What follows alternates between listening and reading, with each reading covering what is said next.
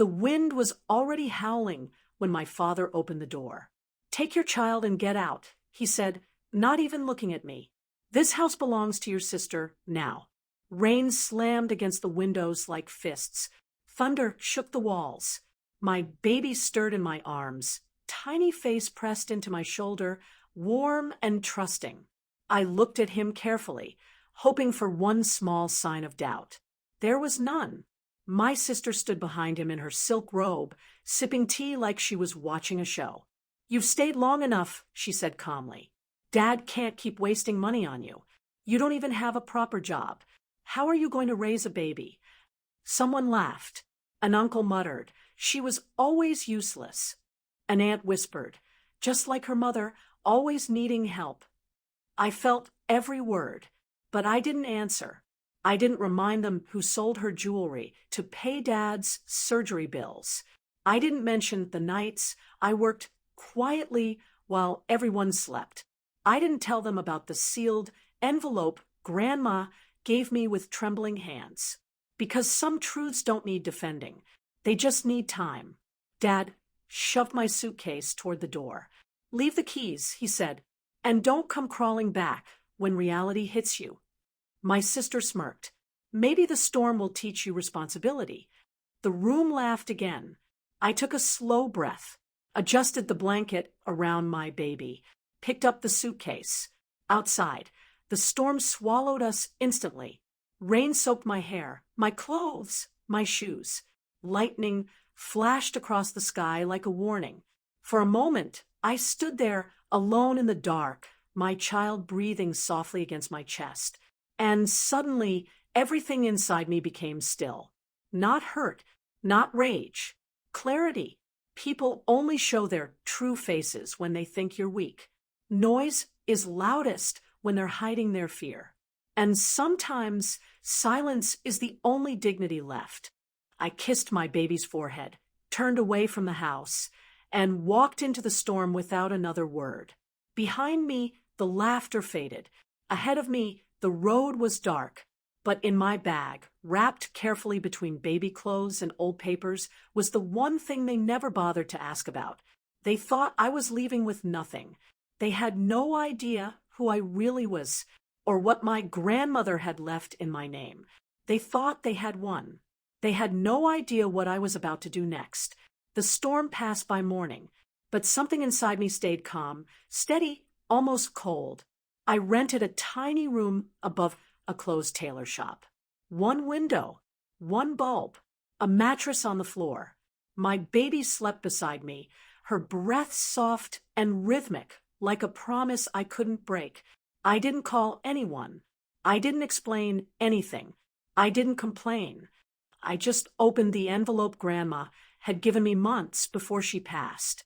Inside were documents, notarized papers, a letter in her shaky handwriting, and the name of a private firm she trusted.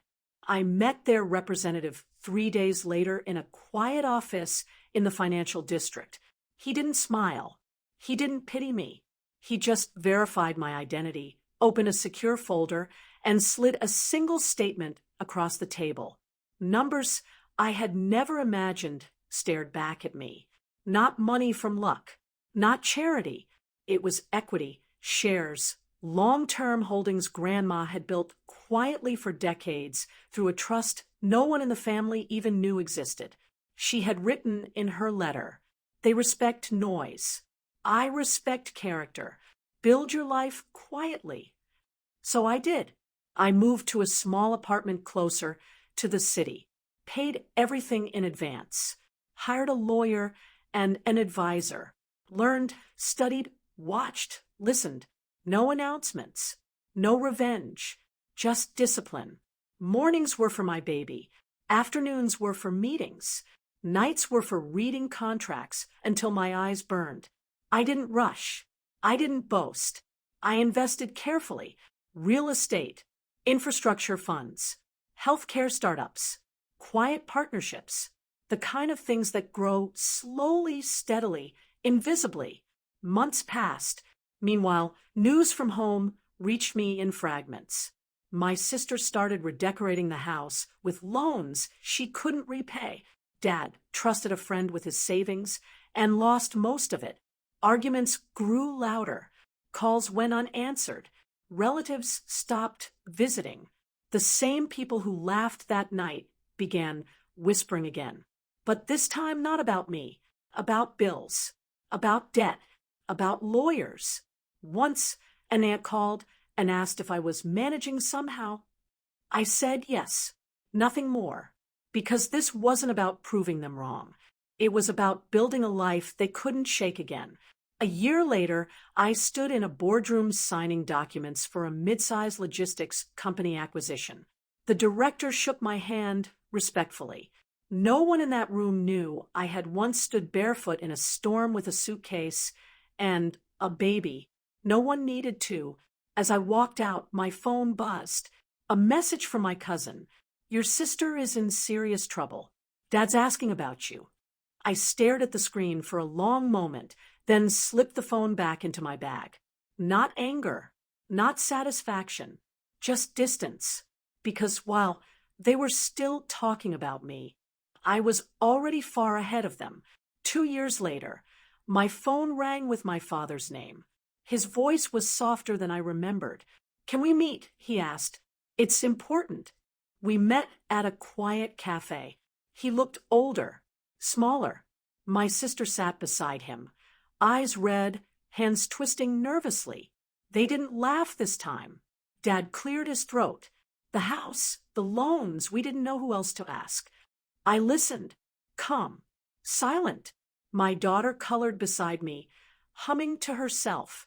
Then a man in a suit walked in, greeted me by name, and handed over a folder. Ma'am, the board approved the acquisition. Your signature is the last step. The room went still. My father stared at the documents, the company name, the numbers, the title beside my signature. Owner. My sister's voice cracked. You're the investor? I nodded once. No speeches, no insults, no reminders, just truth, sitting quietly on the table. Dad whispered, why didn't you tell us? I folded the papers gently, because respect shouldn't need proof. They apologized, slowly, awkwardly, too late to undo anything. I didn't gloat. I didn't return home. I didn't reopen old doors. I just stood, took my daughter's hand, and said calmly, I hope things get better for you, but my life is somewhere else now. Outside, the air was clear. No storm, no noise. They thought I was weak because I was quiet. They didn't know I was simply busy becoming strong. A week later, the legal notice arrived.